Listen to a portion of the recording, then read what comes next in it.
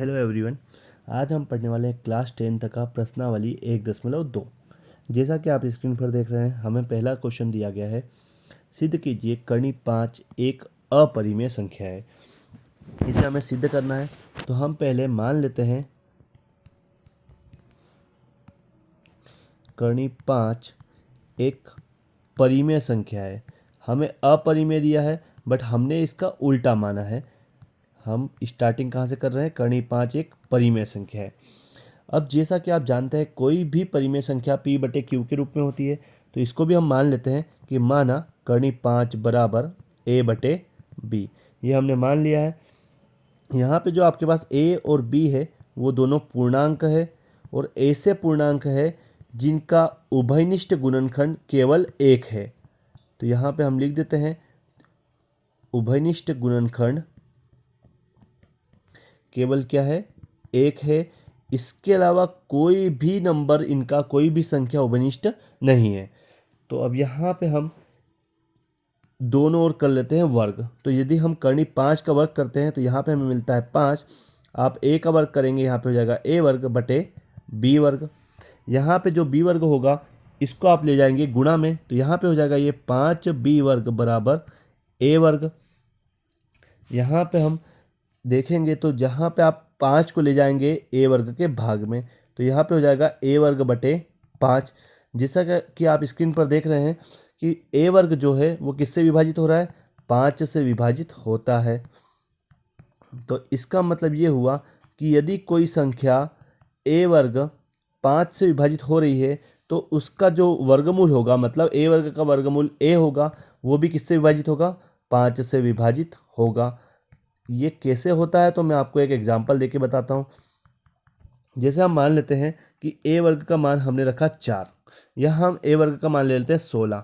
तो हम देखेंगे यदि कि क्या a वर्ग 16 2 से विभाजित हो रहा है, तो 2 से 16 को आप विभाजित करेंगे, ये 8 बार होगा। आप यहाँ पे वर्गमूल निकालेंगे तो a वर्ग का वर्गमूल आता है a, और 16 का वर्गमूल निकालेंगे तो मिलेगा 4।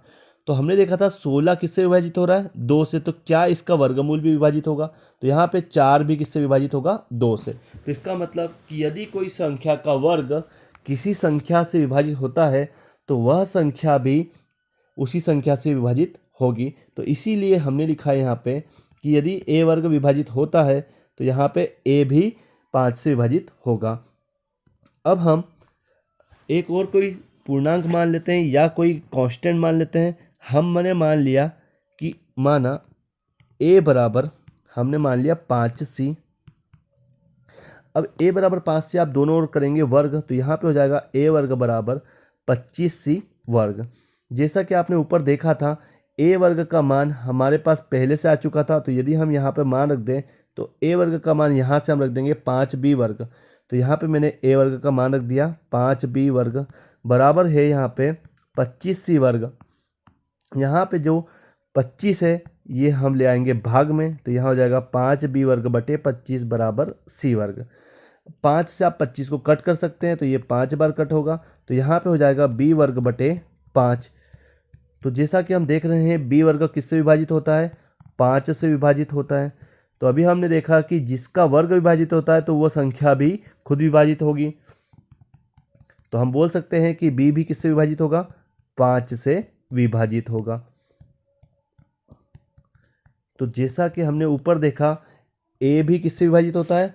5 से, और b भी किससे विभाजित हो रहा है? 5 से।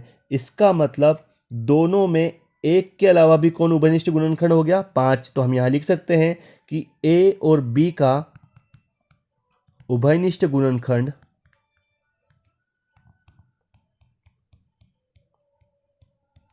कौन हो जाएगा?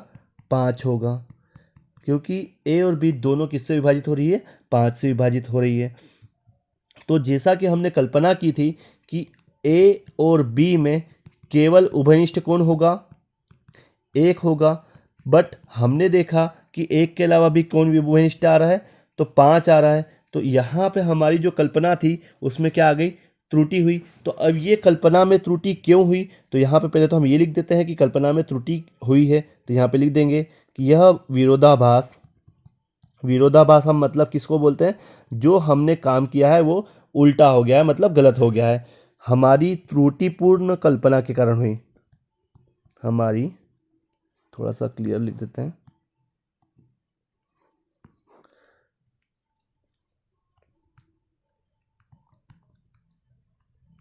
त्रुटिपूर्ण कल्पना के कारण हुई है। किस प्रकार की त्रुटिपूर्ण कल्पना की थी हमने? तो आप देखेंगे कि हमने स्टार्टिंग में कर्णी 5 को क्या माना था? परिमेय संख्या माना था, और हमने ये बोला था कि ए और बी पूर्णांक है और केवल एक उभयनिष्ठ गुणनखंड है।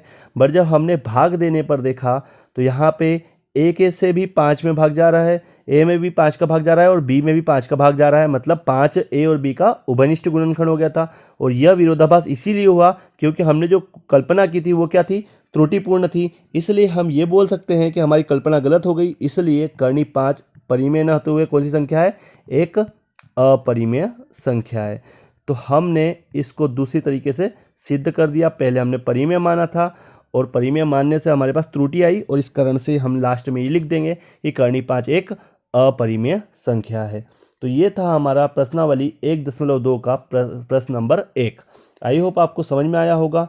देन यदि हम नेक्स्ट क्वेश्चन की तरफ जाते हैं तो नेक्स्ट क्वेश्चन में आप देखेंगे कि आपको कुछ इसी प्रकार से क्वेश्चन दिए गए हैं। तो जो दूसरा क्वेश्चन है होता है, एनसीईआरटी में हमें दूसरा क्वेश्चन दिया गया है, सिद्ध कीजिए कि 3 + 2 कर्णी 5 एक अपरिमेय संख्या है। ये हमें सिद्ध करना है। तो आपको इस क्वेश्चन को भी कुछ इसी प्रकार से लिखना है। आप मानेंगे पहले कि 3 + 2 कर्णी 5 एक परिमेय संख्या है। ये आप मान लेंगे पहले, जैसा कि हमने पिछले क्वेश्चन में माना था। और हम जानते हैं अब कि कोई भी परिमेय संख्या किसके रूप में होती है? P/Q के रूप में। तो इसको भी हमने क्या मान लिया? A/B। अब आपको करना क्या है? 3 को आप ले जाएंगे बराबर के दाहिनी ओर, तो यहाँ पे हो जाएगा 2 कर्णी 5 बराबर A/B - 3। यहाँ पे आप जो 2 बचा है यहाँ पे सिर्फ कर्णी 5 रहने दीजिए, और जो 2 बचा है वो डिवाइड में जाएगा, तो यहाँ पे हो जाएगा 1/2 A/B - 3। यहाँ पे जैसा कि आप देख रहे हैं A और B पूर्णांक है, और जो A/B - 3 और 1/2 है वो क्या है? एक परिमेय संख्या है। तो ये सारी संख्याएं क्या है? परिमेय संख्या है। पर हम जब बाएं हाथ की तरफ देखते हैं तो वहाँ पे आपको दिखता है कर्णी 5, और अभी हमने सिद्ध किया था कि कर्णी 5 क्या है? एक अपरिमेय संख्या है। तो इसका मतलब कि कभी भी कोई भी अपरिमेय संख्या किसी भी परिमेय संख्या के बराबर नहीं हो सकती। बट यहाँ पे हमको दिख रहा है, तो इसका मतलब हमारी इसमें विरोधाभास उत्पन्न हुआ है। और ये विरोधाभास क्यों उत्पन्न हुआ था? तो ये विरोधाभास हमारी त्रुटि के कारण उत्पन्न हुआ था। हमने क्या त्रुटि की थी? तो हमने जो त्रुटि की है वो हमने यहाँ पे मानने में त्रुटि की थी। हमने 3 + 2 कर्णी 5 को क्या माना था? एक परिमेय संख्या माना था, और परिमेय संख्या मानने से उसमें त्रुटि हुई थी।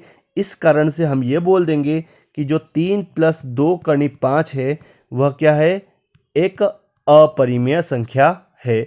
और इस प्रकार से हम दूसरा क्वेश्चन भी सिद्ध कर देंगे। अब एनसीईआरटी के बुक में तीसरा और चौथा क्वेश्चन दिया गया, तीसरा ही क्वेश्चन दिया गया है। तो मैं ये चाहूँगा कि पहले आप उसे खुद से सॉल्व करें।